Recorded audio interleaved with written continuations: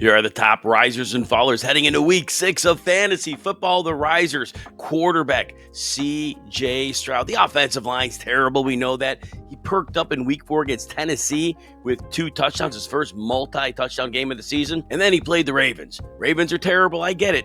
But C.J. Stroud throws for 4 touchdown passes, runs for 30 yards. Yes, the matchups are going to be useful when they're good. They're going to be rough when he faces a tough pass rush. But C.J. Stroud is starting to lock in on other weapons, definitely making things happen as a runner, as a passer. Stock is up on C.J. Stroud. Next, Sam Darnold. Now, Darnold came into week 5 having multiple touchdown passes in 2 of his 3 games, but he went off against the Buccaneers, and I thought the pressure and the blitz would cause him issues. 341 yards and 4 touchdowns later. Yeah, he threw an interception that cost him the game late, but for fantasy, the stock is really rising up. Sam Darnold is really taking well to the Seattle offense. Running back JaCory Croskey-Merritt finally gets the majority of the workload, and boy, does he cash in. 14 carries against the Chargers, 111 yards, 2 touchdowns. Hadn't been used much as a receiver, 2 catches, 39 yards. 150 scrimmage yards. The cat is out of the bag. The genie is out of the bottle. All those good cliches. JaCory Croskey-Merritt, didn't think he was going to pan out to a lot, but now he looks like he's the lead back. He looks like he's the real deal. Rico, Dowdle, Carolina Panthers. Chuba Hubbard missed this game in week 5 with a calf injury. Don't know if it's going to extend out, but Rico Dowdle goes 23 carries, 206 yards and a touchdown. For good measure, chips in 28 receiving yards.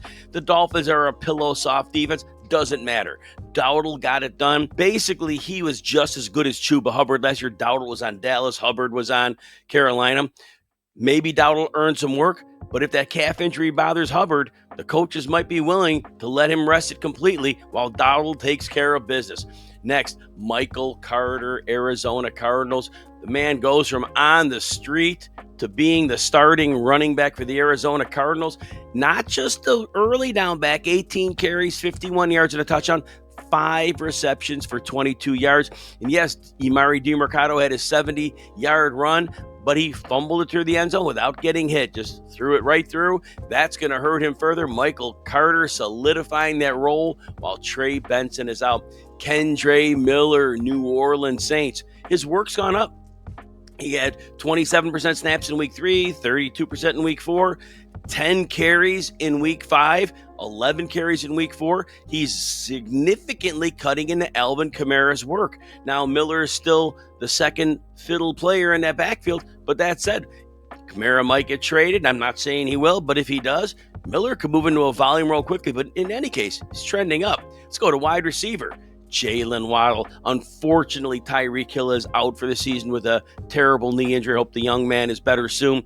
But Jaylen Waddle steps into a volume role, immediately gets 9 targets, long touchdown, 110 yards and a touchdown. He had not had more than 68 yards in a game all season. Quickly taking to the role. Don't worry, the opponent was easy. I think Waddle is going to see significant target volume. Deebo Samuel continues to eat while Terry McLaurin's out, but even so, Deebo Samuel scored a touchdown in 4 of 5 games. He has 1 game that he has fewer than 44 yards, but he's had games now with 96 yards in this game. He's had 3 games over 90 scrimmage yards, so he is really playing well. I think that continues all year. Next, Jordan Addison. Yeah, I know in week 4 against Pittsburgh, he had the blown coverage 80-yard reception. Comes back against Cleveland, game-winning touchdown, 5 for 41 and a touchdown. Jordan Addison is looking good as a second receiver in Minnesota. Next, Christian Kirk. He had the 8 targets his first game a few weeks ago. Didn't do much in week 4. Week 5, 4 catches, 64 yards. Texans didn't need to throw a lot. They had a massive lead, but Kirk is getting on the same page with quarterback C.J. Stroud. Tight end A.J. Barner, Seattle Seahawks.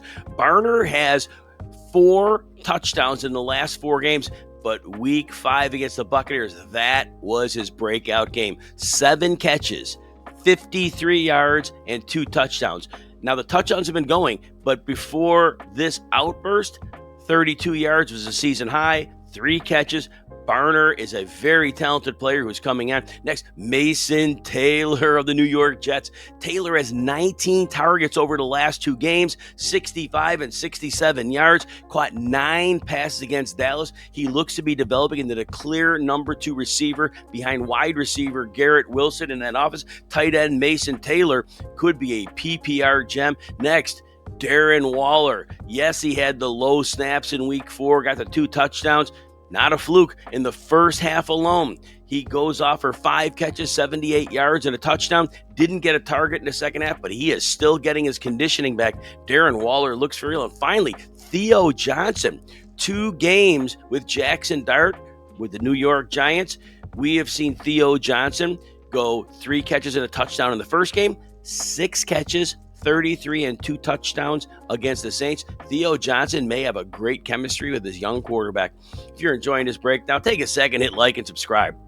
It helps us keep the fantasy advice coming your way. If you want even more of RotoWire's tools, rankings, and insights, we got a 15% discount just for our YouTube viewers. You go to rotowire.com, you pick out a subscription, and you use the code YouTube15 at checkout. All right, the fallers don't want to be one of these. Daniel Jones has been fun this year. Now, in the first 2 games, he had 3 rushing touchdowns, which really solidified his fantasy status. But in the last 3 games, hardly rushed for yards, 27 yards in week 3, -1 in week 4, negligible yardage in week 5, 212 passing yards. 2 of the last 3 games has been under 230.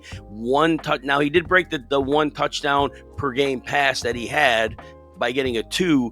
But that said, Daniel Jones is not the upside player he was in week 1 and 2. He's a borderline fantasy starter, but that is stock down. Jalen Hurts, got to list him here. Now, Jalen Hurts did have a season-high 280 yards, but he only ran for 3 yards, didn't run for a touchdown. So Jalen Hurts just isn't putting it all together. The big rushing games aren't there. He has 2 games out of 5 over 40 yards, 2 games under 15 yards rushing. Hasn't been great. Finally getting the touchdowns through the air going, but he doesn't have a rushing touchdown in 2 games. So altogether, it's stocked down. This is not the elite upside Jalen Hurts that we wanted to have when drafting him. Is roughly quarterback 5 in average drafts. Next, Derrick Kendre. Hate to say his name with this, but after 169 yards in the opener, in the last 4 games, he hasn't even sniffed that total if he's combining all his yardage. It's probably about 140 yards in the last 4 games altogether. It's just not working. Baltimore's defense is terrible. Game script's bad. Injuries. Lamar Jackson's hurt. Unfortunately, it's not Derrick Henry's fault, but the situation, stock is falling hard. Alvin Kamara, we saw his work in week 5 go down to 9 carries and 4 catches for 28 yards, 55 scrimmage yards against the Giants, while Kendre Miller was eating. And this game was close until late. So it was interesting to see. Now, Kamara had been seeing solid workload recently, but that is a little bit of a concern because Kendre Miller is looking good. Wide receiver Jameson Williams played the Bengals. 1 target, 1 catch, 9 yards. That's following a game where he had 2 catches for 40 yards, a 2 for 43. Basically, he has 1 game out of 5 with more than 43 yards. And he has 1 touchdown on the season. He's been a bust. Bottom line, running game works. Amon-Ra St. Brown works. I'm Sam Laporta, but not Jameson Williams. Jakobi Meyers, 4 catches for 32 yards, follows up a 4 for 30 against Chicago. The last 2 weeks, Geno Smith has been imploding, and Meyers is going right down with him. And even worse, Jerry Jeudy, Cleveland Browns. Jerry Jeudy has 17 or fewer yards in 2 of his last 3 games, has not scored a touchdown all season. His first game with Dylan Gabriel, 5 targets, 2 for 15. This is not looking good for Jerry Jeudy. And tight end, Juwan Johnson, after that red-hot start, 3 games with at least 49 yards. Week 4, 3 for 28. In week 5, 2 for 17. Now, maybe it turns around, but for right now, that Juwan Johnson helium is slowing down quickly.